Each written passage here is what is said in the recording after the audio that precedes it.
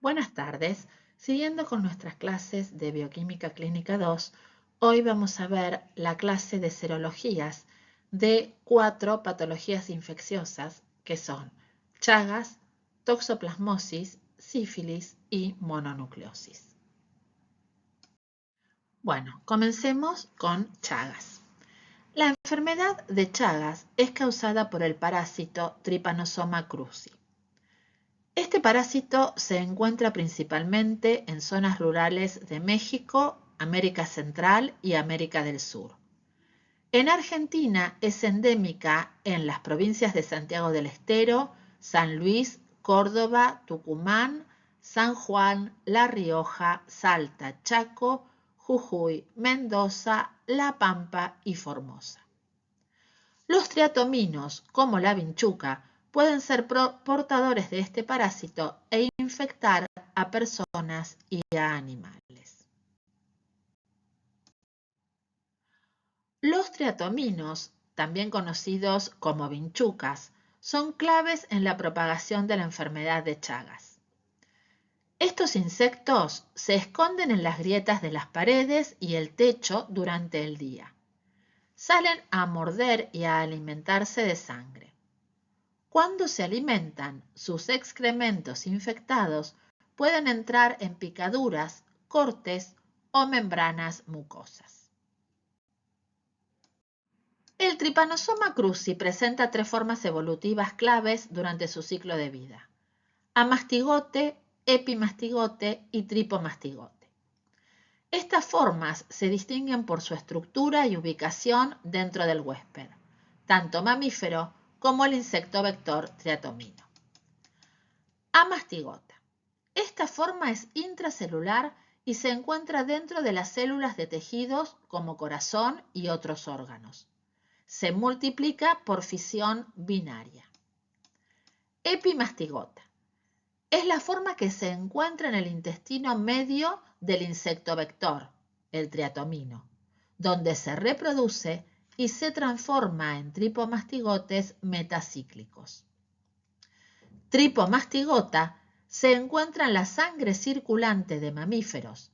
Se puede diferenciar en tripomastigotes sanguíneos y tripomastigotes metacíclicos, siendo estos últimos los infecciosos.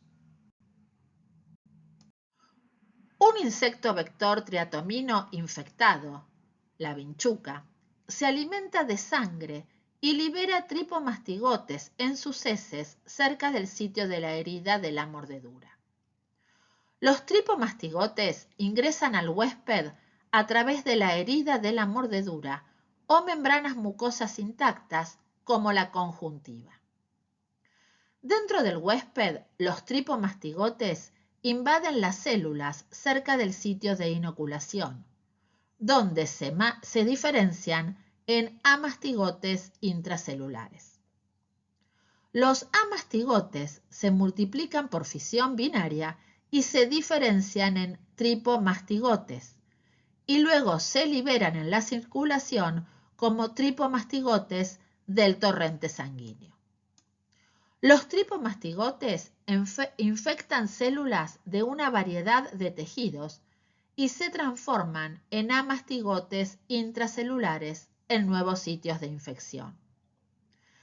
Las manifestaciones clínicas pueden resultar de este ciclo infeccioso. Los tripomastigotes del torrente sanguíneo no se replican. La replicación se reanuda solo cuando los parásitos ingresan a otra célula o son ingeridos por otro vector. La vinchuca se infecta al alimentarse de sangre humana o animal que contiene parásitos circulantes. Los tripomastigotes ingeridos se transforman en epimastigotes en el intestino medio del vector.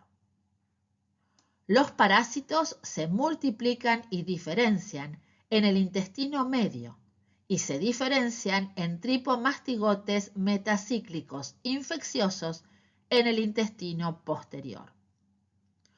Otras vías de transmisión menos comunes incluyen las transfusiones de sangre, los trasplantes de órganos, la transmisión transplacentaria y la transmisión alimentaria, a través de alimentos o bebidas contaminados con el vector o sus heces. El ciclo biológico del Trypanosoma cruzi, el parásito causante de la enfermedad de Chagas, involucra tanto a vertebrados como a vinchucas, insectos de la familia Triatomina. En el vertebrado, el parásito se transforma en amastigotes dentro de las células, se multiplica y luego se transforma nuevamente en tripomastigotes, que vuelven a la sangre y pueden infectar nuevas células. En la vinchuca, los tripomastigotes se transforman en epimastigotes en el intestino medio, se multiplican y se diferencian en tripomastigotes metacíclicos infecciosos, que son eliminados con las heces y pueden infectar a un nuevo vertebrado. La enfermedad de Chagas puede propagarse de varias maneras, entre ellas: los triatominos, conocidos como vinchucas, se infectan al morder y chupar sangre de animales o personas portadoras del parásito Trypanosoma cruzi. Contacto con heces de insectos. Tras alimentarse, estos insectos excretan al parásito en sus heces. Si las heces entran en el cuerpo de una persona a través de una cortadura o cerca de los ojos o la boca, pueden causar una infección. Frotamiento accidental. La infección puede ocurrir si alguien sin saberlo se rasca o frota heces de los insectos en las heridas de la picadura, en los ojos o en la boca. Aunque es poco común, también puede infectarse con el parásito que causa la enfermedad a través de madre a hijo, congénita, productos sanguíneos contaminados, transfusiones, un órgano trasplantado de un donante infectado, un accidente de laboratorio o una comida o bebida contaminada. La enfermedad de Chagas presenta dos fases clínicas principales, aguda y crónica. La fase aguda, cuando es sintomática, dura pocas semanas después de la infección. Durante la fase aguda, alto número de parásitos circulan en la sangre. Los signos y síntomas de la enfermedad de Chagas aguda pueden estar ausentes o ser leves e incluyen lo siguiente: signos de puerta de entrada del parásito, roncha o pápula en la piel, en el chagoma de inoculación, edema palpebral con adenopatías satélites, denominado signo de Romaña, fiebre, dolor de cabeza, náuseas, diarreas o vómitos, ganglios linfáticos agrandados, dificultad para respirar, dolor de músculos en el área abdominal o en el pecho. Si la infección no se trata, puede avanzar a la fase crónica, afectando el sistema nervioso central y el sistema nervioso entérico, el aparato digestivo y el corazón. Los tratamientos médicos y la cirugía pueden ser necesarias. Los signos y síntomas de la forma crónica de Chagas pueden incluir los siguientes. Alrededor del 30% de los pacientes va a desarrollar daño cardíaco, miocardiopatía, alteración del ritmo y conducción del corazón, aneurisma apical e insuficiencia cardíaca causada por la destrucción progresiva del músculo cardíaco. Menos del 10% de los pacientes sufren dilatación de colon o esófago por trastornos motores gastrointestinales. La dilatación es del esófago o del colon. Hay alteraciones del vaciamiento gástrico y trastornos motores de la vesícula biliar y del colon. En cuanto a las manifestaciones clínicas, la mayoría de los niños con infección congénita, aproximadamente 90% de ellos, son asintomáticos. En los casos con manifestaciones clínicas pueden presentar hepatomegalia, esplenomegalia, ictericia, prematurez, bajo peso, anemia y taquicardia persistente. Los signos o manifestaciones de la infección congénita pueden ser de aparición precoz en el periodo neonatal inmediato o tardío después de los 30 días. El recién nacido se comporta como un infectado agudo. Durante la fase aguda, la enfermedad de Chagas se puede diagnosticar mediante métodos serológicos en sangre, dada la riqueza de la parasitemia. En la etapa aguda, los estudios se centran en la búsqueda del parásito y el reconocimiento del Trypanosoma cruzi en un examen directo y tinción de los extendidos de sangre. La metodología es la parasitología directa. Para la etapa crónica de la enfermedad, el diagnóstico se basa en la evaluación clínica, la serología y los antecedentes epidemiológicos. El diagnóstico definitivo de infección por Trypanosoma cruzi depende del resultado positivo de al menos 2 pruebas serológicas diferentes. Un ELISA, inmunofluorescencia indirecta o hemaglutinación indirecta, que detectan anticuerpos específicos en el suero del paciente. El esquema indica el diagnóstico de la enfermedad de Chagas según las fases. En la fase aguda, el diagnóstico parasitológico se enfoca en la detección directa del parásito en sangre. Los métodos empleados pueden ser observación del parásito en muestras de sangre fresca, en un frotis, gota gruesa, técnica de Strutt o microhematocrito. La PCR es la técnica molecular para detectar el ADN del parásito. Podría también realizarse un cultivo y un senodiagnóstico. En la fase crónica se realiza el diagnóstico serológico. Se requieren al menos 2 pruebas serológicas diferentes para confirmar el diagnóstico. Veamos ahora el diagnóstico en fase aguda, gota fresca y gota gruesa. En el examen en fresco, los parásitos se deben buscar en sangre periférica, entre portaobjeto y cubreobjeto, examinando la preparación inmediatamente antes de que se seque la gota de sangre. Para obtener una monocapa de hematíes que permita observar al microscopio a 400 aumentos el movimiento de las formas parasitarias, se recomienda colocar unos 5 microlitros de sangre en el centro de la preparación. Si se visualiza el parásito, se confirma el diagnóstico y no es necesario hacer otros exámenes. Otras opciones para el diagnóstico directo son el frotis o la gota gruesa a partir de sangre, mejor sin anticoagulante, y que posteriormente se va a teñir con el colorante de Giemsa y observar al microscopio a 400 o 1000 aumentos. La forma tripomastigota es extracelular, mide entre 16 y 20 micrómetros de largo y suele adoptar forma de C o de S. Se caracteriza por la presencia de un kinetoplasto muy grande que parece que ultrapasa las márgenes del parásito en su parte extrema y por el aspecto poco replegado de la membrana ondulante que acaba en un flagelo libre.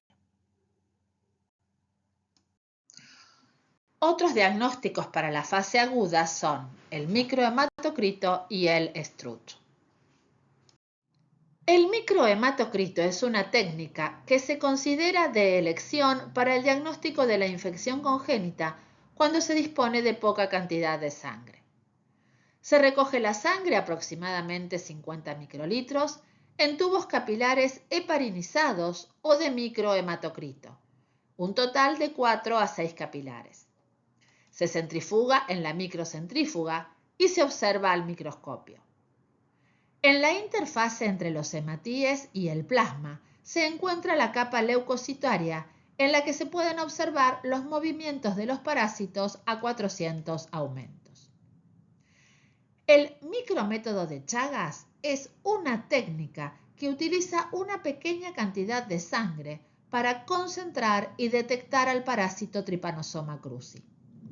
Se diferencia de otros métodos parasitológicos, como el método de Struth, por utilizar un volumen menor de sangre y un proceso de concentración más rápido. Primero se recolecta la muestra, se extrae una muestra de sangre venosa anticoagulada. Luego se procede a la concentración. Esta sangre se mezcla con una solución anticoagulante y se centrifuga para separar los glóbulos rojos y otros componentes de la sangre. Luego se realiza la búsqueda del parásito. Se examina la interfase entre el plasma y los glóbulos rojos, donde se espera encontrar el parásito. Se realiza la microscopía, observando la muestra bajo un microscopio para identificar la presencia del Trypanosoma cruzi. El método de Struth consiste en concentrar los parásitos a partir de 3 mililitros de sangre recogida sin anticoagulante y dejando el tubo a 37 grados centígrados durante 2 horas para que se retraiga el coágulo.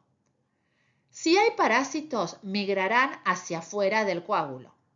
Se transfiere el suero a otro tubo y tras varios ciclos de centrifugación realizamos una observación del sedimento en fresco o bien después de realizar un frotes y teñirlo con giemsa.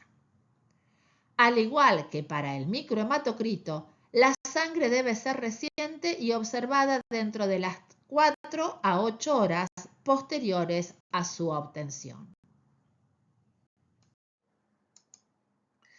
Aquí observamos un video de un tripomastigote en movimiento. En el lado de la derecha podemos observar una coloración de giemsa donde vemos el parásito coloreado. Otros métodos diagnósticos de fase aguda. Estos pueden ser utilizados en cualquier fase de la enfermedad, siempre que la parasitemia sea baja y no se detecte por otros métodos. Se indican cuando hay dudas diagnósticas o cuando se requiere el aislamiento del parásito para estudios de investigación. Podemos realizar una seroconversión positiva entre 2 análisis con 30 a 90 días de intervalo. Detectar una IgM, aunque no siempre es posible, ya que se negativiza rápidamente. Y luego tenemos 3 métodos que son el senodiagnóstico, el cultivo in vitro y la PCR. El senodiagnóstico es un procedimiento que utiliza al propio vector para que en su interior se produzca la multiplicación. Consiste en utilizar unos 40 vinchucas repartidas en 2 frascos cubiertos por una malla de tela que se ponen en contacto con el antebrazo o pierna del paciente durante 30 minutos, tiempo suficiente para que se produzca la ingesta de sangre por parte de los triatominos. Posteriormente se mantienen en el laboratorio durante 30, 60 y 90 días y se analizan las heces u orina de estos insectos en forma de tripomastigotas en movimiento. Esta técnica ha sido utilizada durante décadas.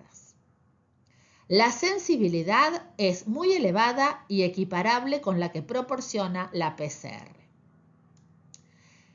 En relación al cultivo in vitro, tiene como objetivo conseguir la multiplicación de las formas parásitas presentes en la sangre del paciente. Los cultivos se mantienen en estufa a 28 grados centígrados, se examinan mensualmente y se deben mantener al menos durante 3 meses antes de dar un resultado negativo. Cuando hay crecimiento podemos observar las formas epimastigotas del parásito y las tripomastigotas cuando el cultivo es viejo. En relación a la reacción en polimerasa en cadena, la PCR, la aparición de la PCR ha sido una alternativa a la técnica convencional, ya que es capaz de detectar parasitemias de muy baja intensidad e incluso fragmentos del parásito. Podría ser de utilidad en el diagnóstico de Chagas congénito y en casos de reactivaciones en pacientes inmunosuprimidos. Pasamos al diagnóstico de la fase crónica, donde debemos realizar serologías. El diagnóstico serológico en la enfermedad de Chagas se basa en la determinación de inmunoglobulinas específicas de clase G totales, IgG, aunque hay otras inmunoglobulinas como las IgM que pueden ser detectadas en fase aguda. Disponemos en la actualidad de un amplio número de test serológicos para el diagnóstico de la enfermedad de Chagas, que se diferencian entre sí por el principio de la técnica o los antígenos que utilizan. Estos factores condicionan su sensibilidad y especificidad. Se conocen como test convencionales los que emplean como antígeno la totalidad del parásito, como son la inmunofluorescencia indirecta, o mezclas de fracciones antigénicas del parásito, como son la hemaglutinación directa o inmunoensayos enzimáticos. En general, se considera que las pruebas que utilizan antígenos crudos o totales presentan más reacciones cruzadas, con lo que la especificidad es menor. Los test no convencionales son aquellos que utilizan antígenos purificados, recombinantes o péptidos sintéticos. Entre ellos tenemos las pruebas rápidas por inmunocromatografía.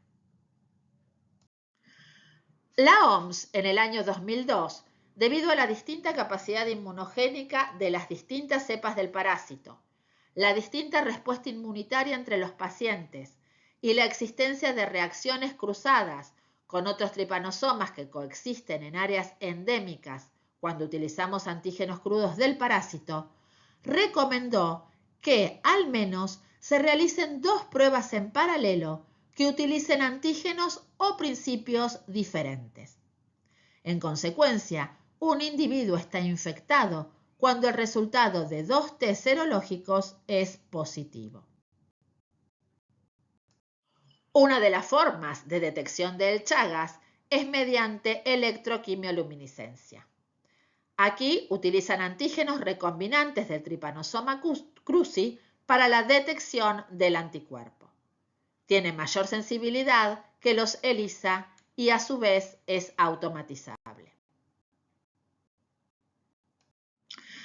La hemaglutinación indirecta se basa en la propiedad que tienen los anticuerpos anti-Trypanosoma cruzi de producir aglutinación específica en presencia de glóbulos rojos sensibilizados con el correspondiente antígeno.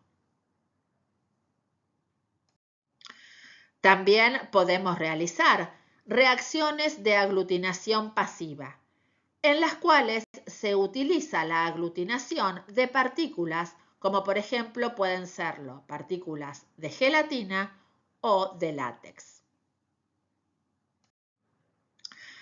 Utilizamos también la técnica de inmunofluorescencia indirecta, que emplea como antígeno el epimastigote del Trypanosoma cruzi, obtenido de cultivo y fijado en láminas sobre las que se realiza la reacción antígeno-anticuerpo. La formación del complejo antígeno-anticuerpo se evidencia con una antiglobulina humana marcada con fluoresceína y observado al microscopio de fluorescencia. En relación al Chagas congénito, de acuerdo a la Ley Nacional de Pesquisa Neonatal, todos los recién nacidos vivos, hijos de madre positiva para Trypanosoma cruzi, deberían ser estudiados luego del nacimiento para descartar una eventual infección congénita. La Ley 26.281 hace obligatorio el seguimiento y estudio de todo niño de madre con infección por Trypanosoma cruzi hasta el año de vida.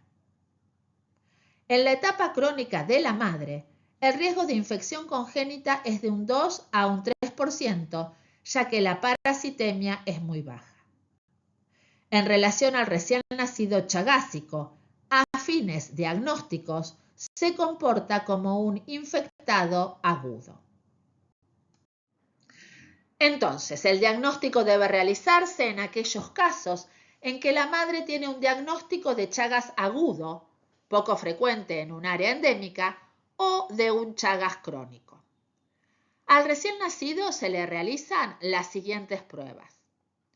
El microhematocrito realiza de la siguiente manera. Se saca sangre, preferentemente del talón, y no sangre del cordón, ya que ésta puede tener sangre materna. Si el microhematocrito es positivo, se confirma la infección y hay que establecer el tratamiento lo más rápido posible. Paralelamente se puede realizar un examen en fresco, frotis o gota gruesa. Cuando la parasitemia es baja, el microhematocrito puede ser negativo. En estos casos está indicada la realización de un cultivo y una PCR a partir de sangre y hacer un seguimiento periódico, tanto clínico como parasitológico del niño hasta los 9 meses. En relación a las pruebas serológicas, se realizarán siempre que el microhematocrito, el cultivo o la PCR hayan sido negativas. La determinación de anticuerpos específicos se realizará siempre utilizando 2 pruebas serológicas validadas.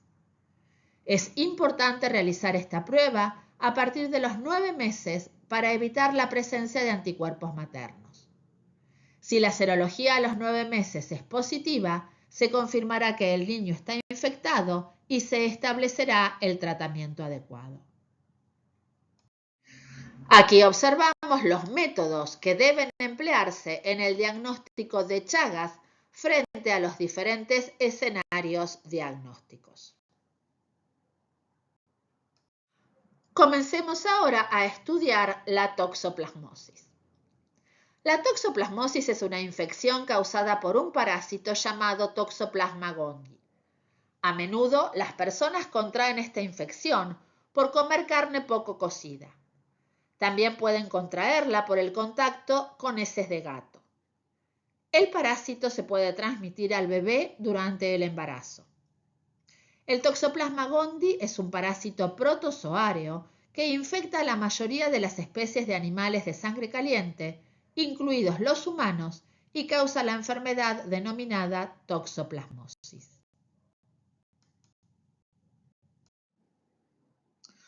Los únicos huéspedes definitivos conocidos para el Toxoplasma gondii son los miembros de la familia Felidae, gatos domésticos y sus parientes.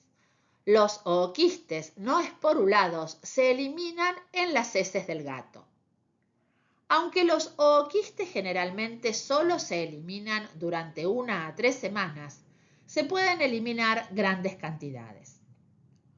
Los ooquistes tardan de 1 a 5 días en esporular en el entorno y volverse infecciosos. Los huéspedes intermediarios en la naturaleza, incluidos los pájaros y los roedores, se infectan después de ingerir tierra, agua o material vegetal contaminado con estos ooquistes. Los ooquistes se transforman en taquizoitos poco después de la ingestión. Estos taquizoitos se localizan en el tejido nervioso y muscular y desarrollan en bradizoitos de quistes tisulares. Los gatos se infectan después de consumir huéspedes intermediarios que albergan quistes tisulares. Los gatos también pueden infectarse directamente por la ingestión de ooquistes esporulados. Los animales criados para consumo humano y la caza silvestre también puede infectarse con quistes tisulares tras la ingestión de ooquistes esporulados presentes en el ambiente. Los huéspedes definitivos conocidos entonces son los miembros de la familia Felidae. Los intermediarios en la naturaleza incluyen las aves, los mamíferos y el hombre. Los humanos pueden infectarse por diversas vías. Comer carne poco cocida de animales que tienen los quistes tisulares, consumir alimentos o agua contaminados con heces de gato o muestras ambientales contaminadas, como suelo contaminado con heces o en el cambio de la caja de arena de un gato doméstico, por ejemplo. También por transfusión de sangre o trasplante de órganos, vía placentaria de madre al feto, y en el huésped humano, los parásitos forman quistes tisulares, más comúnmente en el músculo esquelético, el miocardio, el cerebro y los ojos. Estos quistes pueden persistir durante toda la vida del huésped. En el diagnóstico de toxoplasmosis, el aislamiento del parásito en sangre u otro fluido nos indica infección aguda, mientras que el aislamiento del mismo en los tejidos indica infección crónica. Los métodos directos demuestran al parásito en las muestras orgánicas y estos incluyen la inoculación al ratón, el cultivo celular, la demostración del ADN del toxoplasma por PCR, la coloración de Giemsa y la inmunofluorescencia directa de los quistes tisulares. Los métodos indirectos detectan la seroconversión a través de las determinaciones de anticuerpos de tipo IgG, IgM, IgA e IgG. Nombramos en esta diapositiva la variedad de métodos de este tipo. La prueba de Sabin-Feldman, según la OMS, es la prueba de referencia para el diagnóstico de la toxoplasmosis, considerando que es la de mayor sensibilidad, especificidad y reproducibilidad. La reacción utiliza toxoplasma vivo y el mantenimiento de la cepa requiere un bioterio o una línea de cultivo celular solo disponible en laboratorios especializados. La prueba se basa en la capacidad de los anticuerpos antitoxoplasma para impedir que el parásito se tiñe de color con azul de metileno. El procedimiento se realiza de la siguiente forma. El suero del paciente se mezcla con trofozoitos de toxoplasma y con complemento, y luego se incuba. Después de la incubación se añade el colorante azul de metileno. Si los anticuerpos antitoxoplasma están presentes, los trofozoitos no se tiñen, lo que indica una infección por el toxoplasma. En cuanto a la técnica de Izaga, es una técnica de inmunocaptura altamente sensible y específica. Es una técnica sensible con un 98% de efectividad en las primoinfecciones. Se utiliza también para la detección de IgM, IgA e IgE como marcador de fase aguda en la infección de la embarazada y del recién nacido. En el adulto, la IgM se torna negativa entre los 9 meses y el año del inicio de la infección, la IgA entre los 6 y 9 meses y la IgE entre los 4 y los 6 meses. El hallazgo de estas inmunoglobulinas que no atraviesan placenta en sangre del recién nacido es indicio de una infección prenatal. El test de avidez de IgG antitoxoplasma gondii es una prueba serológica que ayuda a diferenciar entre una infección reciente aguda y una infección crónica de toxoplasmosis. En la infección aguda se detectan inmunoglobulinas G de baja avidez, mientras que en la crónica predominan las IgG de alta avidez. La avidez se refiere a la fuerza de unión entre un anticuerpo IgG y el antígeno, que es parte del parásito. A medida que pasa el tiempo, desde la infección inicial, la avidez de los anticuerpos IgG antitoxoplasma va aumentando. Aquí observamos el comportamiento de las diferentes inmunoglobulinas tratadas con una solución de urea en relación a su avidez. Mientras que las de baja avidez rompen su unión al antígeno parasitario, Las de alta avidez siguen unidas al mismo e indican una infección más antigua. Se observa el comportamiento de los anticuerpos de baja y alta afinidad post-urea, revelados en una reacción de inmunofluorescencia. Mientras que los de alta avidez permanecen unidos y manteniendo la fluorescencia, los de baja avidez dejan de unirse al antígeno y se revela menos fluorescencia. Aquí vemos una curva serológica de los anticuerpos. Se ve que se produce un aumento de los anticuerpos de tipo IgG de alta avidez a medida que transcurre el tiempo. La toxoplasmosis presenta diversas situaciones clínicas, desde asintomáticas hasta graves, especialmente en personas inmunocomprometidas o fetos. En individuos inmunocompetentes, la infección suele ser leve o asintomática, con síntomas tales como fatiga, fiebre y ganglios linfáticos inflamados. En inmunosuprimidos, la toxoplasmosis puede reactivarse, causando una enfermedad grave que afecta al sistema nervioso central, como la hemiplegia, la hemiparesia y trastornos en la marcha, entre otros síntomas. En el caso de la toxoplasmosis congénita, puede provocar complicaciones neurológicas como corioretinitis, hidrocefalia, calcificaciones intracraneales y microcefalia en el recién nacido.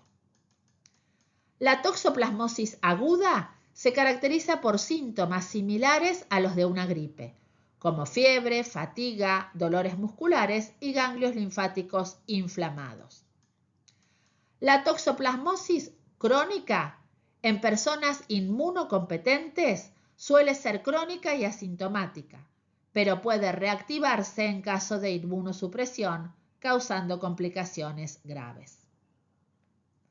En relación a la toxoplasmosis congénita, la transmisión del parásito de la madre al feto durante el embarazo puede provocar complicaciones neurológicas y oculares en el recién nacido. Por último, la toxoplasmosis en inmunosuprimidos. En pacientes con sistemas inmunitarios debilitados, la toxoplasmosis puede reactivarse, causando una enfermedad grave que afecta al sistema nervioso central. Aquí observamos la cinética de los anticuerpos en toxoplasmosis. Los niveles de IgM alcanzan una meseta en el primer mes y luego disminuyen gradualmente. La IgM suele ser el primer anticuerpo en aparecer después de una infección. Los niveles de IgG medidos por ELISA alcanzan una meseta entre los 2 y 3 meses y luego disminuyen lentamente. La IgG es el anticuerpo más abundante en la sangre y proporciona inmunidad a largo plazo. Los niveles de inmunoglobulina A aumentan inicialmente y luego disminuyen, alcanzando niveles bajos después de unos meses. La IgA se encuentra principalmente en las mucosas y proporciona protección en estas áreas. En cuanto al control en la mujer embarazada, la gestante seronegativa se determina mediante una determinación de IgE específica realizada lo más precozmente posible. La negatividad de esta determinación indica susceptibilidad a la infección, por lo que la estrategia consistirá en, primero, instaurar medidas preventivas estrictas destinadas a evitar el contagio.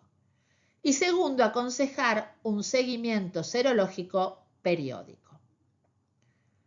En cuanto a las gestantes seropositivas con inmunidad permanente frente al parásito, ante la positividad de los anticuerpos IgG en el cribado, se procederá al estudio de la IgM específica.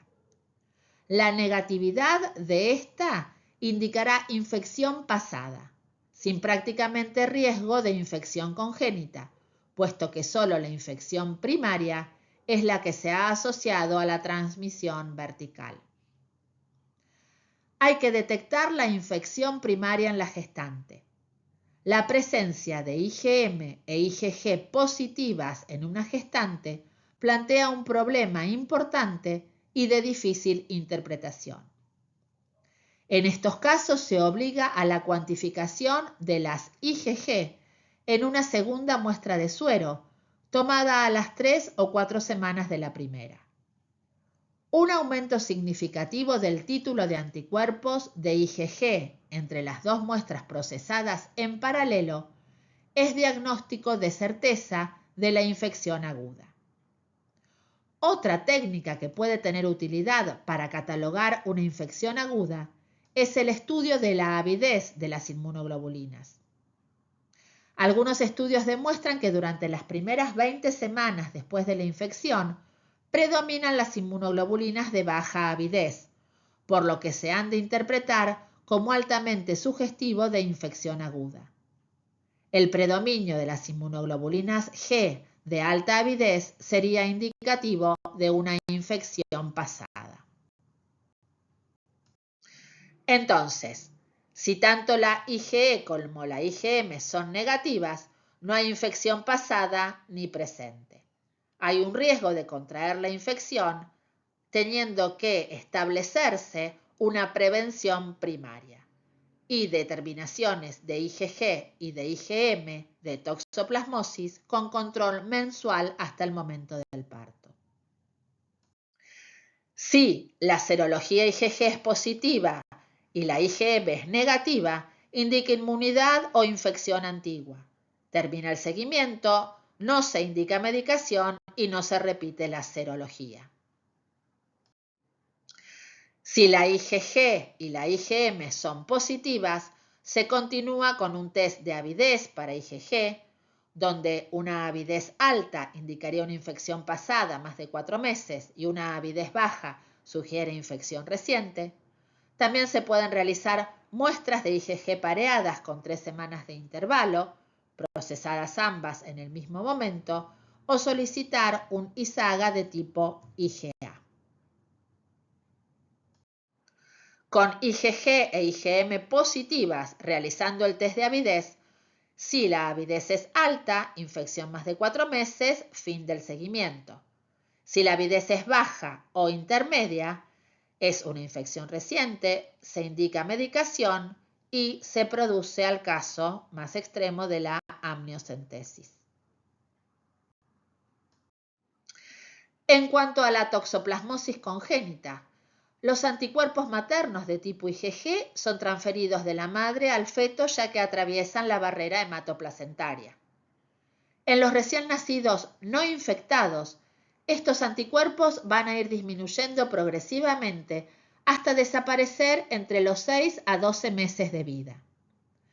En el recién nacido con toxoplasmosis congénita, el título de anticuerpos IgG frente al Toxoplasma gondii puede aumentar progresivamente y en cualquier caso, estos anticuerpos persisten detectables más allá de los 12 meses de vida. La proporción de IgG de baja avidez, que es marcador de toxoplasmosis reciente, dependerá del momento en que se produjo la infección fetal. El recién nacido con toxoplasmosis congénita suele producir IgM e IgA específicas frente al Toxoplasma gondii, que pueden detectarse durante los primeros 6 meses de vida, aunque su título y evolución dependerán del periodo de embarazo en el que se produjo la infección, siendo posible la ausencia de este tipo de anticuerpos. Mediante las técnicas de inmunofluorescencia indirecta o enzimoinmunoanálisis es posible detectar IgM o IgA en un 75% de los recién nacidos con toxoplasmosis congénita. Otras técnicas más complejas, como el enzimoinmunoensayo de inmunofiltración o el Immunoblot, permiten detectar la aparición de anticuerpos IgG, IgM o IgA en el 90% de los casos de toxoplasmosis congénita. Comencemos ahora con el estudio de sífilis. La sífilis es una enfermedad infecciosa con afectación sistémica causada por la bacteria Treponema pallidum. La inoculación inicial ocurre a través de abrasiones visibles o microscópicas de la piel y las membranas mucosas, lo cual puede ocurrir como resultado del contacto sexual. El Treponema pallidum, subespecie pallidum, es una espiroqueta muy fina que no puede observarse por la tinción de Gram. No desarrolla en medios de cultivo bacteriológicos, es sensible a la desecación y es inactivado rápidamente por agentes desinfectantes. Las formas de contagio son a través de contacto sexual, forma congénita, transfusión de sangre humana contaminada e inoculación accidental directa. La sífilis congénita se produce con más frecuencia cuando el feto se infecta in útero, aunque es posible la infección del neonato al pasar por el canal del parto, cuando tiene un contacto con alguna lesión. En cuanto a la sífilis adquirida, los estadios por los que transcurre son un periodo de incubación, promedio de 3 semanas, aunque pueden llegar a 9, 10 días o 3 meses. Una sífilis primaria, que consiste en el desarrollo de la primera lesión en la piel o las mucosas, conocida como chancro. Y una sífilis secundaria, donde las lesiones principalmente están en piel y mucosas. La serología presenta los valores más elevados. En cuanto a la sífilis latente, es un periodo en el que hay ausencia de manifestaciones clínicas que no implican una falta de progresión de la enfermedad.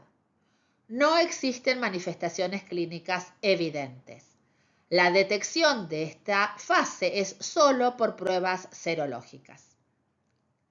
La sífilis terciaria ocurre después de varias décadas de una infección crónica persistente y asintomática. Y los pacientes pueden desarrollar lesiones granulomatosas denominadas gomas. La neurosífilis asintomática presenta ausencia de manifestaciones clínicas con anormalidades en el líquido cefalorraquídeo, como una pleocitosis, aumento de las proteínas, disminución de glucosa o respuesta positiva en la prueba de la BDRL. Con manifestaciones clínicas son la paresia, la afasia, manifestaciones psiquiátricas, entre otras. La sífilis congénita, en cuanto a la infección del feto, puede producirse en cualquier mujer no tratada, aunque es más frecuente en los estadios precoces de la infección. La gravedad clínica va desde el aborto tardío al parto pretérmino, la muerte neonatal, la infección neonatal o la infección latente. A su vez puede ser temprana o tardía. La temprana se observa antes del 2º año de vida. Puede ser fulminante. Puede manifestarse como una infección diseminada o por lesiones mucocutáneas, osteocondritis, anemia, hepatoesplenomegalia y afectación del sistema nervioso central.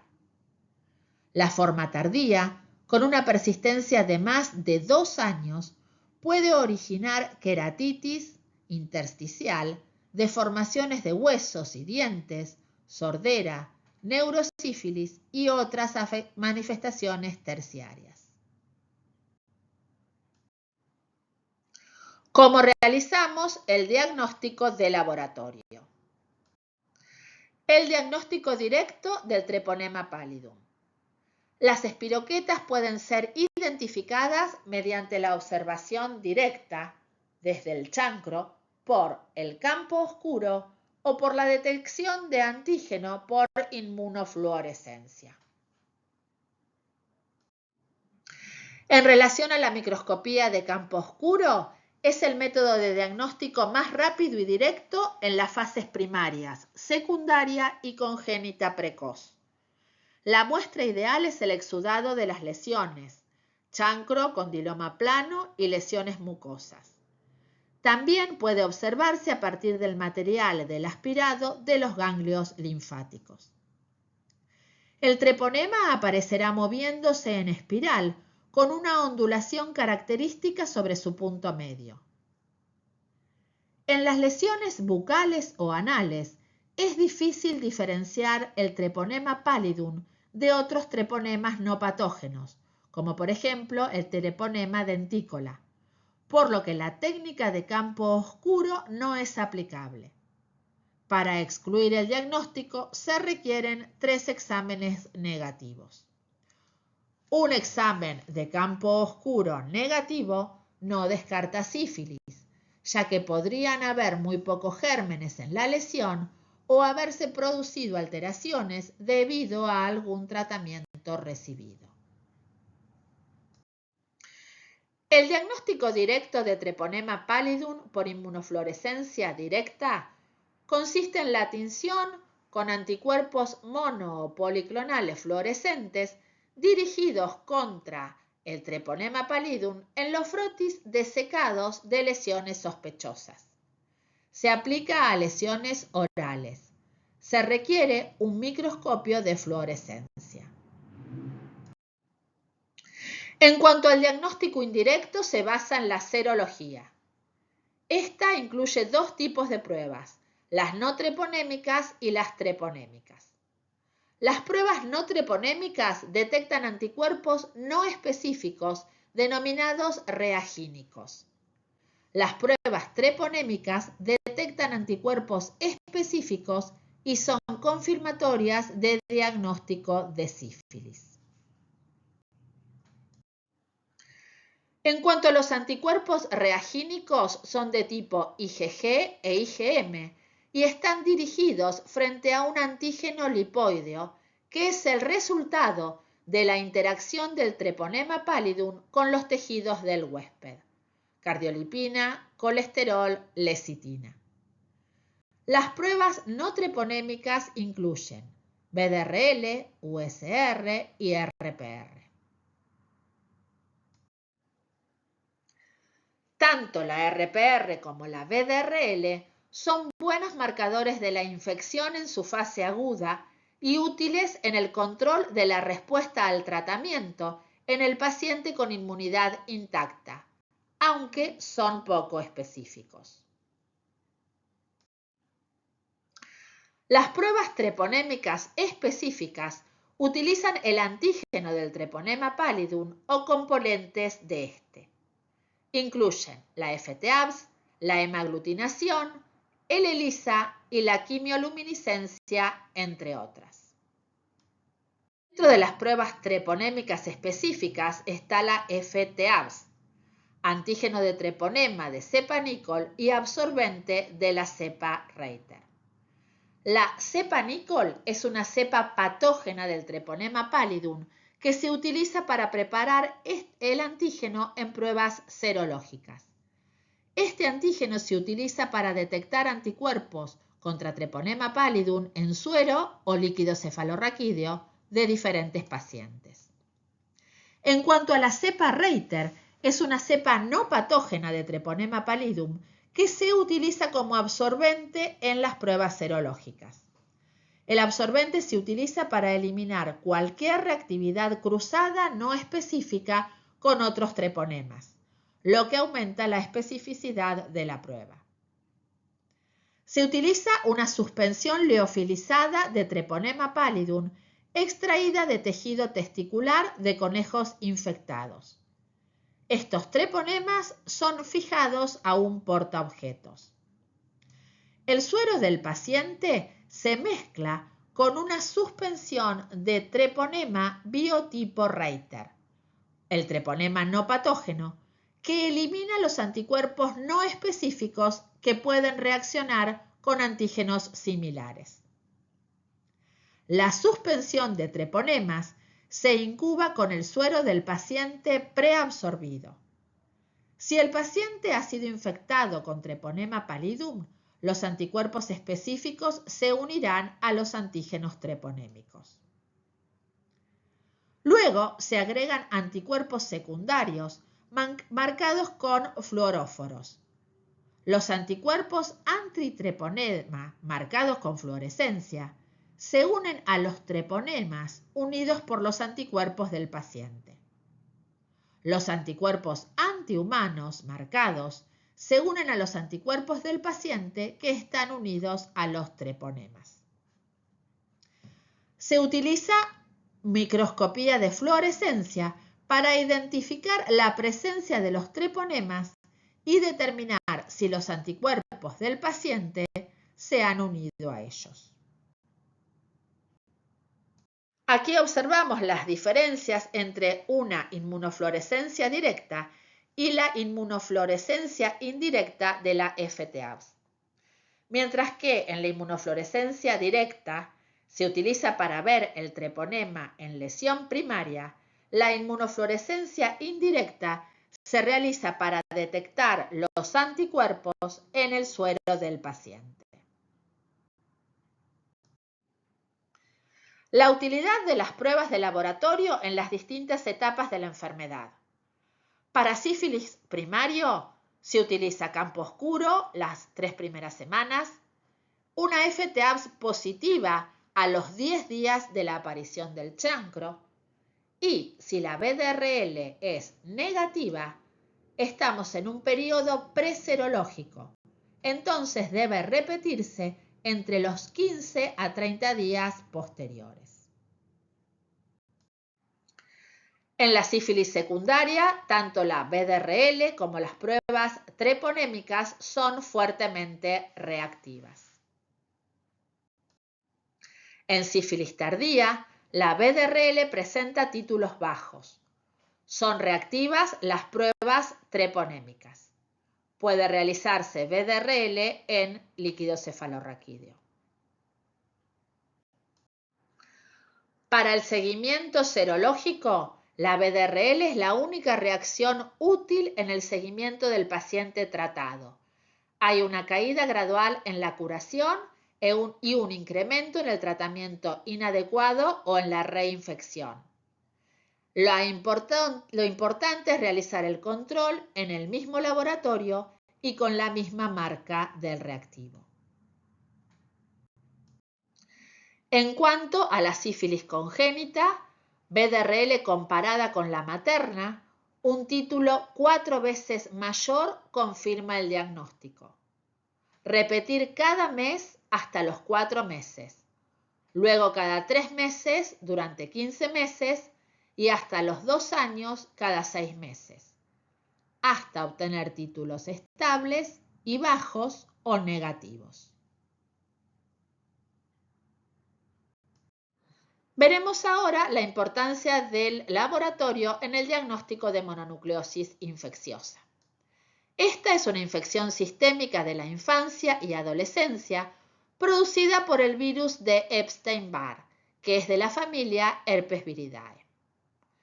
Es una infección de la infancia que suele ser asintomática y que se transmite por saliva contaminada. La replicación del virus ocurre en orofaringe y después de la infección primaria, el virus queda latente de por vida. La clínica se manifiesta por hepatomegalia en el 70% de los casos, aumento de transaminasas TGO y TGP en el 85%, ictericia en el 5%. Infrecuente aparición de hepatitis anictérica persistente y coma hepático. El diagnóstico se realiza mediante la realización de un hemograma en la cual se presenta una linfocitosis de un 60-80% con un hasta 30% de linfocitos activos, neutropenia y también puede haber trombocitopenia. Luego se realiza la detección de anticuerpos heterófilos a través del monotest, la prueba de Paul Burnell. Estos son anticuerpos con afinidad por eritrocitos de caballo u oveja, que no están dirigidos contra antígenos propios del virus. Los anticuerpos específicos son el de tipo IgM anti-BCA, que es el antígeno contra la cápside viral de tipo IgM, también el antígeno contra la cápside viral de tipo IgG, el anticuerpo anti-EA dirigido contra antígenos tempranos y el anticuerpo anti-antígenos nucleares. El monotest puede dar positivo durante meses.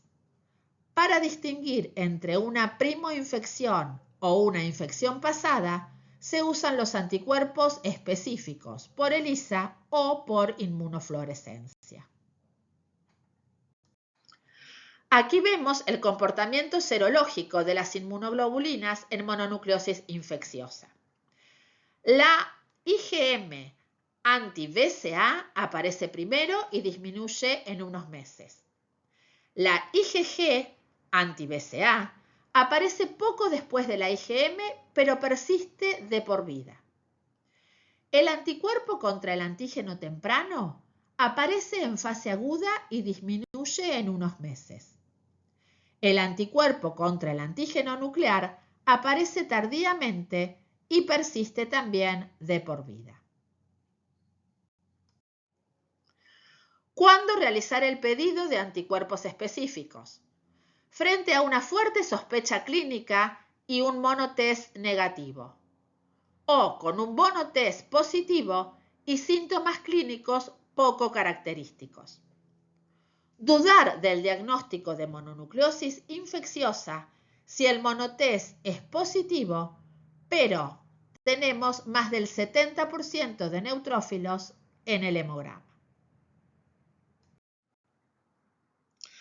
Muchas gracias por la atención.